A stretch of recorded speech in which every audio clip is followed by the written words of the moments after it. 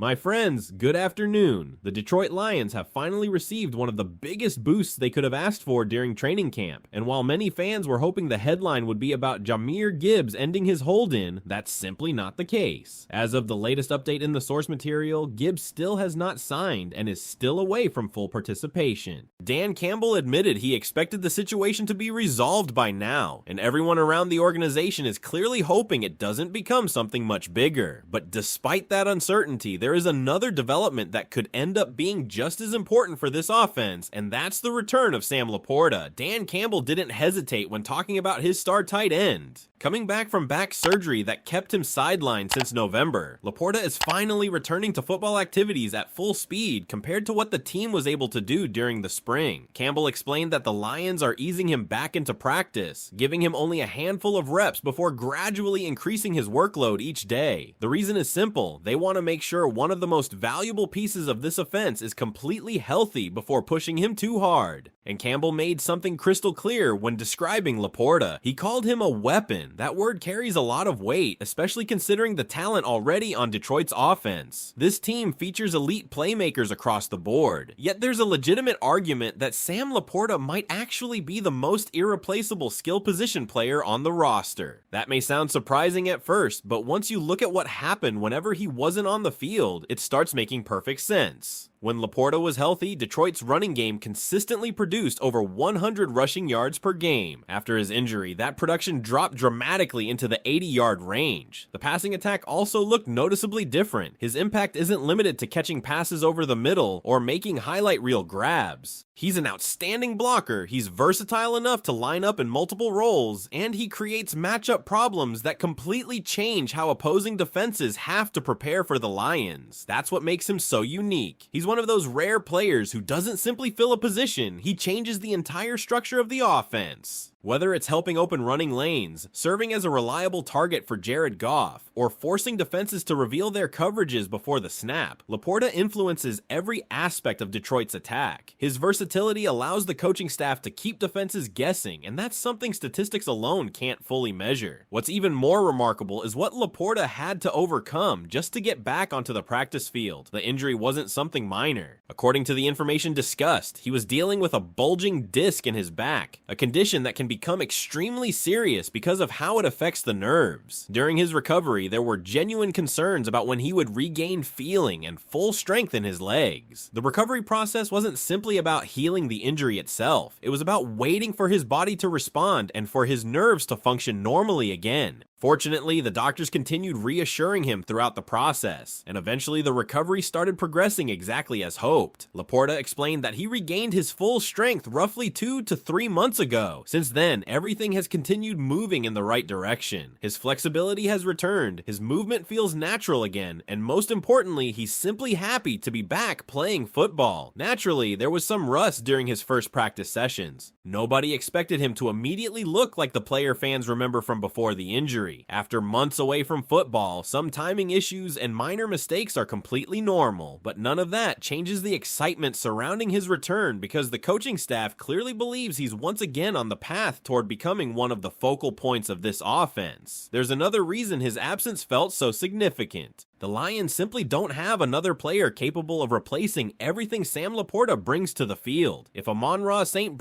misses snaps, there are still talented receivers who can help carry the passing game. If Jahmyr Gibbs isn't available, the backfield still has other capable runners. But when LaPorta isn't there, Detroit doesn't really have another player who can duplicate his combination of blocking ability, receiving production, football intelligence, and versatility. The situation becomes even more noticeable because Tyler Conklin is currently dealing with an injury as well. That leaves the tight end room much thinner than expected, making LaPorta's healthy return even more valuable. The coaching staff has experimented with other options, including using Meeks in tight end alignments, but those are adjustments rather than true replacements. There simply isn't another player on the roster who offers the complete package LaPorta provides. Meanwhile, the ongoing absence of Jahmyr Gibbs has created opportunities elsewhere. Even if everyone would obviously prefer to have their explosive running running back on the field. One player taking advantage of those additional reps is Vaki. For the second consecutive day, he has reportedly received significant work with the first team offense, giving the coaching staff a longer look at his development. Dan Campbell has previously explained just how difficult the transition to NFL running back can be. According to him, it takes hundreds of live repetitions before a player truly becomes comfortable at the position. Injuries during previous training camps and preseason games limited Vaki's opportunities to accumulate those valuable reps, making this stretch of practice especially important for his growth. Even so, there's still a feeling that the ideal scenario would involve Gibbs returning soon, while Vaki continues receiving plenty of work with the second unit and extensive preseason action. That balance would likely provide the best long-term development for both players while keeping Detroit's offense operating at full strength. But as training camp continues, one thing is becoming increasingly obvious. Sam LaPorta isn't just another starter returning from injury. The coaching staff views him as one of the true engines of this offense, and his successful return could end up being one of the biggest developments of the entire preseason. Do you believe Sam LaPorta is actually the most irreplaceable weapon in the Detroit Lions offense? Or do you think another player deserves that title? Let me know what you think in the comments. The encouraging news about Sam LaPorta wasn't the only major takeaway from practice. While the offense continues working through installations and getting players back into rhythm, the defense responded with one of its strongest performances of training camp so far. From multiple reports inside practice, the defensive unit consistently disrupted the offense, forcing difficult throws, breaking up passing plays, and creating the kind of energy coaches love to see this early in camp. It's also important to understand the context behind that performance. Rather than simply running full-speed competitive periods from start to finish, the coaching staff appeared to be emphasizing execution. There were several instances where plays were stopped and repeated until the desired result was achieved. Instead of focusing solely on winning individual reps, the offense was working through concepts, making sure every player understood assignments, timing, and positioning. That's exactly what training camp is designed for, especially during these early practices. Even within that environment, several defensive players managed to stand out in a big way. One of the biggest names coming out of practice was Derek Barnes. According to the information from camp, Barnes put together an outstanding day. He broke up passes, recorded an interception against Jared Goff, and looked extremely comfortable in multiple defensive responsibilities. That kind of production immediately grabs attention because Detroit's defense is counting on players like Barnes to take on expanded roles this season. What's particularly interesting is how the Lions appear to be using him in their traditional 4-3 defensive look. Barnes lines up at Sam linebacker. However, once the defense shifts into its nickel package and Malcolm Rodriguez leaves the field, Barnes slides inside to the will linebacker position. That flexibility suggests the coaching staff expects him to remain on the field for virtually every defensive snap, regardless of personnel grouping. That's a significant development because it reflects a high level of trust from the coaching staff. Rather than being limited to one specific package or situation, Barnes appears to be developing into an every down linebacker capable of adapting to whatever the offense presents. If that continues throughout camp, Detroit's defense could become considerably more versatile. Another player generating positive attention was Alim McNeill. Reports from practice indicated that McNeill was dominant throughout the session. After struggling extensively during the previous season, seeing him control the line of scrimmage this early in camp is certainly encouraging. One of the matchups highlighted involved Juice Scruggs, who has been taking first-team repetitions. While everyone hopes Scruggs develops into a reliable contributor, the expectation is that a defensive lineman with McNeill's ability should be capable of winning those battles. Based on what was observed during practice, that's exactly what happened. If McNeill continues building on performances like this, Detroit's defensive front could become significantly stronger than many people expect heading into the regular season. There was also an interesting update involving Tyleik Williams. One of the biggest questions surrounding him entering training camp involved his conditioning and whether he would arrive